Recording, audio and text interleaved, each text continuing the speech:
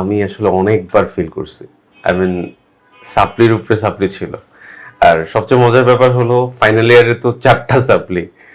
I am just lost 2 years.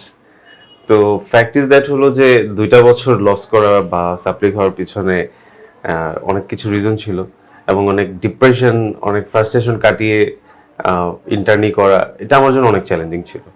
তো ক্যাম্পাসের আরো যদি মজার অভিজ্ঞতা বলি সেক্ষেত্রে ফার্স্ট ইয়ার থেকে ফাইনাল ইয়ার পুরোটাই আমি আসলে অনেক চ্যালেঞ্জিং একটা টাইম পাস করছি। তো ফ্যাক্ট ইজ দ্যাট এটাই যে আমি পুরো ক্যাম্পাসের টাইমিংটা আমার অনেক full of different different experience আর অনেক মজার মজার ঘটনা ছিল। তো সাপ্লি খাওয়া বা ফেল করার জিনিসটা আসলে আমার সাথে সবসময় ছিল, আর ফাইনাল ইয়ারে এটা কাটিয়ে ওঠাটা একটু কষ্টকর ছিল। যাদের সাধারণত এই যে ডেন্টালে পড়ার লাইফটা অনেক স্ট্রাগলিং হয়, তারা দেখা যাচ্ছে যে একসময় খুব ডিপ্রেসড হয়ে যায়। সো তোমার ক্ষেত্রে কি এই ধরনের ব্যাপার ছিল? ডিপ্রেশনটা প্রত্যেকটা ডেন্টাল স্টুডেন্ট এবং ডেন্টাল প্রফেশনে যারা আছে আফটার পাশ করার পরে ইন্টারনাল লাইফটাতেও ডিপ্রেশনটা তো থাকবেই। এখন কথা হলো যে আমাদের সাপ্লি খাওয়ার পরে বারবার সাপ্লি খাওয়া, যেটা আমার ক্ষেত্রে হয়েছে। ফার্স্ট ইয়ার থেকে ফাইনাল ইয়ার পর্যন্ত সাপ্লিটা ওইভাবে আমি কি করা হয়নি। সেকেন্ড ইয়ার থেকেও টুকটাক খেলে ওইগুলো আমি কভার করে ফেলছি। বাট ফাইনাল ইয়ারে উঠে যখন 4বার সাপ্লি খাই, দ্যাট মিনস হলো 2 ইয়ার্স লস। এটা আমার জন্য খুবই খুবই চ্যালেঞ্জিং ছিল এবং আমি একমাত্র জানি যে আমি কি পরিমাণ একটা সময় কাটিয়ে উঠছি।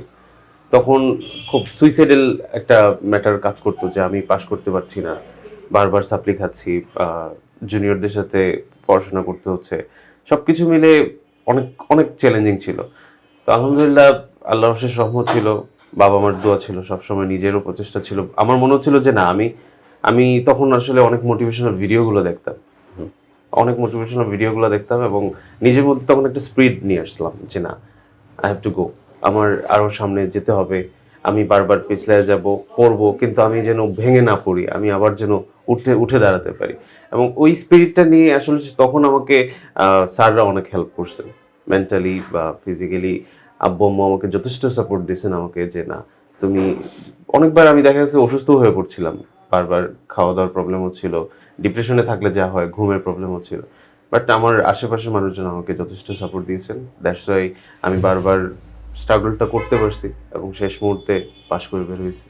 এটা আমার জন্য আসলে নিজে থেকে, আমি সবাইকে এটা বলবো যে নিজে থেকে নিজেকে আসলে ইন্সপায়ার করতে হবে ফার্স্ট। কেউ কাউকে ইন্সপিরেশন দিতে পারে না, কোনো মোটিভেশনাল ভিডিও দেখে আমরা মোটিভেট হইতে পারি না যদি না নিজে নিজে আমি চ্যালেঞ্জ না করতে পারি যে না আমাকে এটা করতেই হবে, আমাকে এটাকে আমার গেইন করতেই হবে। ওই দৃঢ়তা ছিল, বিশ্বাস ছিল যে না আমি পারবো, ইনশাল্লাহ পারছি। তো এটাই সবাইকে বলা যে আসলে ভেঙে পড়া যাবে না। কিন্তু রিয়েল লাইফে যেটা দেখা গেল যে তুমি পাশ করার পরপরই খুব অল্প সময়ের মধ্যে একটা চেম্বার, তারপরে আবার সেকেন্ড চেম্বার ঢাকাতে করছো। তো এই ইন্সপিরেশনটা বা এই যে দ্রুত সময়ের মধ্যে 2টা চেম্বার করে ফেলার পেছনের ঘটনাগুলো কি? তো ফাইনাল ইয়ারে যখন আমি 2 বছর অনেক সময়, তো প্রথম দিক থেকে আমার মনে হচ্ছিল যেহেতু আমি এই সময়টা নষ্ট হচ্ছে, তো আমি টাইমটাকে ইউজ করি।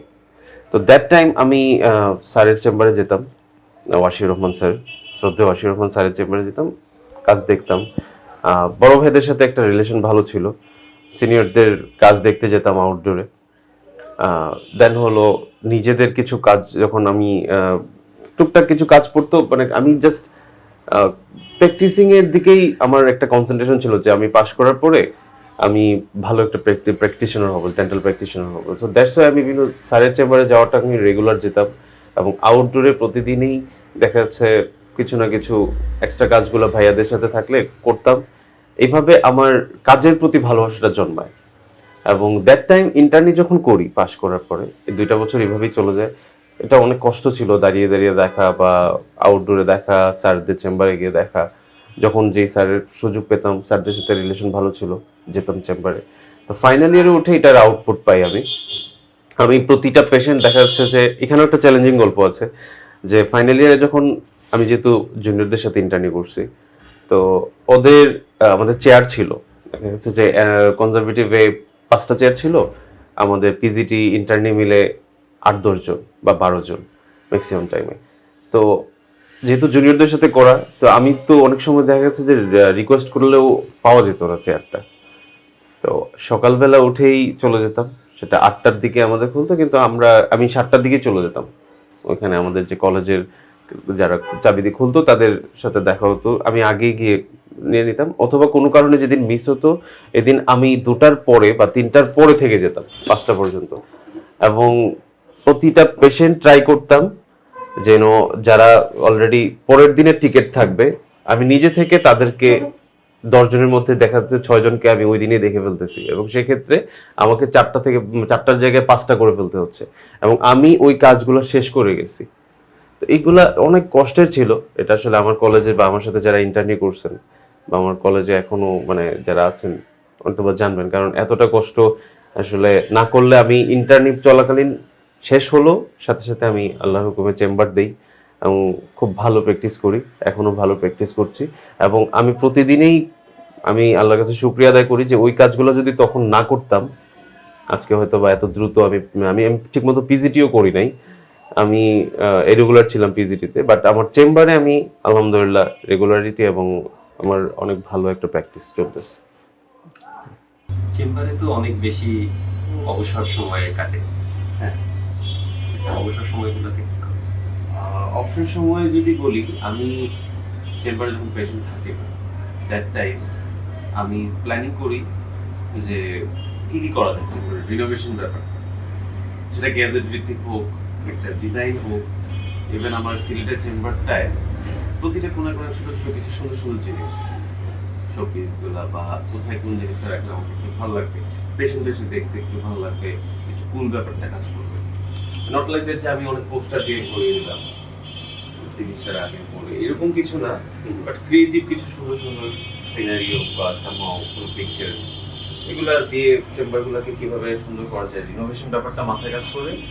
আর অবশ্যই যেহেতু আমি গান করি, তো গানটা তো আমি ফেসবুকে তোমার মাঝে মাঝে পোস্ট দেখি যে অবসরে তুমি গান করতে। না, অবশ্যই গানটাকে আসলে আমার এইভাবে বলা ঠিক না, আমি গান মিউজিক আমার একটা প্রফেশন হচ্ছে, আমি অবশ্যই একজন পিওর মিউজিশিয়ান এবং আমি মিউজিকটাকে অনেক ভালোবাসি। তো যখনই আমি অবসর থাকি তখন আমার চেম্বারে সাউন্ড সিস্টেম আছে, আমি সেটা দিয়ে হয় গান শুনি, অথবা গান নিয়ে কোনো একটা গানের সুর করা, বা গান কোনো একটা গান ভালো লাগতেছে সেটা গুনগুন করা, মাঝে মাঝে আবার গান পোস্টও করি। দেখা গেছে যে একটা ইমপ্যাক্টেড সার্জারি করলাম, এটা একটা সবচেয়ে মজার ব্যাপার যে যখন আমি সার্জারি করছি কেন জানি না গুনগুন করে আমি হয় রবীন্দ্রসঙ্গীত গাচ্ছি, কোনো একটা কুল সং গাচ্ছি, আমার কাজে কনসেন্ট্রেশনটা বাড়তেছে, রিভিউ ফাইলিং করতেছি বা আমি সার্জিক্যাল কোনো এক্সট্রাকশনের সময় কোনো একটা সিরিয়াস কিছু কাজ করতেছি, তখন আমার গান শোনো না গান গাও? তখন গান গাই আমি। আচ্ছা, যে গানটা চলতেছে হয় কোনো আমার তো তখন একটা গান হয়, যদি দেখা যাচ্ছে যে সিরিয়াস কোনো মুভমেন্ট, অনেক পেশেন্ট আবার গান জিনিসটা পছন্দ করে না, দেখা যাচ্ছে কোনো মহিলা বা হুজুর মানুষ, তখন আমি কি করি ওই মনের অজান্তেই গান চলে আসে। এরকম হয়েছে আমাদের সংসার সুন্দরী পেশেন্ট হলে খুব বিপদে পড়ো না? না না, সেই ক্ষেত্রেও আমি পেশেন্ট টু পেশেন্ট আসলে তখন আর মাথায় কাজ করে না, গান আমার অলওয়েজই চলতে থাকে। রোগী আমাদের কাছে But always একটু রোগী। মুরব্বী হলে আমি একটু কম চেষ্টা করি গানটা অ্যাভয়েড করে যাওয়ার, তাও মন থেকেই গুনগুন চলে আসে, আদারওয়াইজ আমি কনসেন্ট্রেট করতে পারি। আমার সামনে একটু 2 লাইন একটু গুনগুন করো না, আমি মুরব্বী লোক না। Okay. আমার প্রিয় একটা গান যেটা লাস্ট ভাইরাল হয় বিভিন্ন পেজে, এটা 10 মিলিয়নের উপরে ভিউজ হয় বিভিন্ন কিছু, এই গানটা আমি একটু কভার গান একটা করছিল, এটা একটু গাচ্ছি। কাছের মানুষ দূরে থুইয়া মরি আমি নরফরাইয়া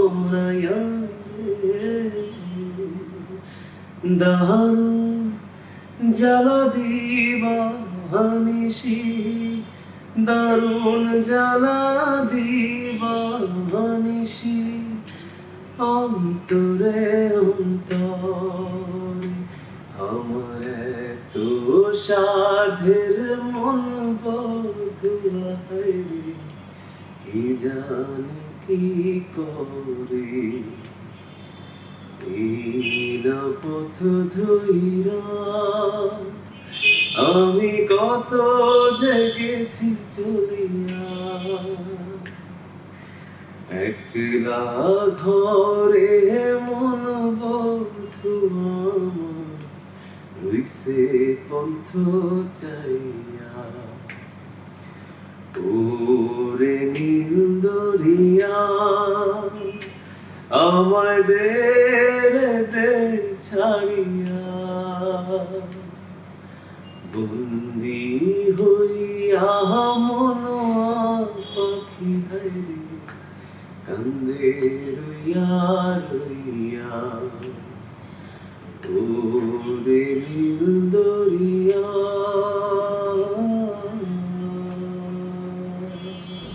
সাধারণ সাধারণ এই এই গান শুনলে তো রুগী এমনিতেই অর্ধেক ভালো হয়ে যায়। আসলে এইভাবে তো গাই না, ঘরে ঘরে গাই। ফিউচার প্ল্যানিংটা হলো আমার চেম্বার নিয়ে আমার অনেক ধরনের প্ল্যানিং, লেজার ইনস্ট্রুমেন্টগুলো চেম্বারে ইউজ করার প্ল্যানিং, দেন হলো চেম্বারটাকে আরও বড় পরিসরে, এবং এখানে আরও এখন একজন ডেন্টাল সার্জন আছেন, তখন আরও 2-3 জন 4 জন 5 জন ডেন্টাল সার্জন নিয়ে যেন আমি কাজ করতে পারি, এটা প্ল্যানিং। এবং যেহেতু আমার ঢাকা এবং সিলেট দুই জায়গায় চেম্বার, দুইটা চেম্বারকে আমি রিনোভেট করা এবং আরও বড় পরিসরে করার প্ল্যানিং, আরও অনেক মডার্ন ইনস্ট্রুমেন্টগুলোকে ইউজ করা, এখনও যা করছি আরও যেন ভালো কিছু ইউজ করতে পারি, এগুলো নিয়ে প্ল্যানিং আছে। আর পাশাপাশি আমার মিউজিকটাকে নিয়েও একটা বিগ প্ল্যানিং, এবং already I am goes on, যে আমার সামনে অনেক কিছু আসতেছে। তো এই দুইটা জিনিস পাশাপাশি রেখে ফ্যামিলিকে সময় দিয়ে যেভাবে ভালো থাকা যায়, সুন্দর থাকা যায়, এইভাবেই বাঁচতে চাই। আর গানটা নিয়ে আসলে প্ল্যানিং যদি বলি, গানের এই বছর লাস্টের দিকে আমার কিছু মৌলিক গান আসছে, আর সবাই আমার জন্য দোয়া করবেন, এবং আশা করি আমার গান তো সবাই মোটামুটি শুনছেন, এবং মৌলিক গানগুলো তো আরও ভালো লাগবে। তো এর মধ্যে নিয়েই আসলে চলা মিউজিক, ডেন্টিস্ট্রি, ফ্যামিলি, এই আসলে এখন লাস্ট আমার একটা গান নিয়ে আমি এপিসোডের শেষ প্রান্তে আসছি।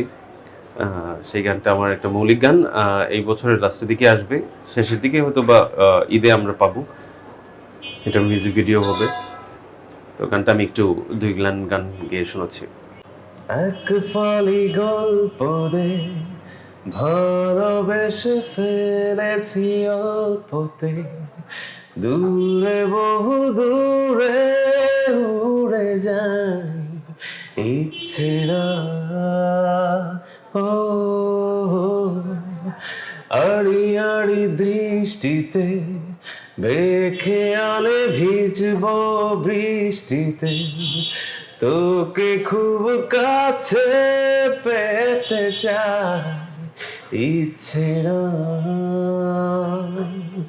পৃথিবীতে তুই কারো না আমি ছাড়া, পৃথিবীতে তুই কারো না আমি ছাড়া, এক ফালি গল্প দে ভালোবেসে ফেলেছি অল্পতে, দূরে বহু দূরে উড়ে যায় ইচ্ছেরা।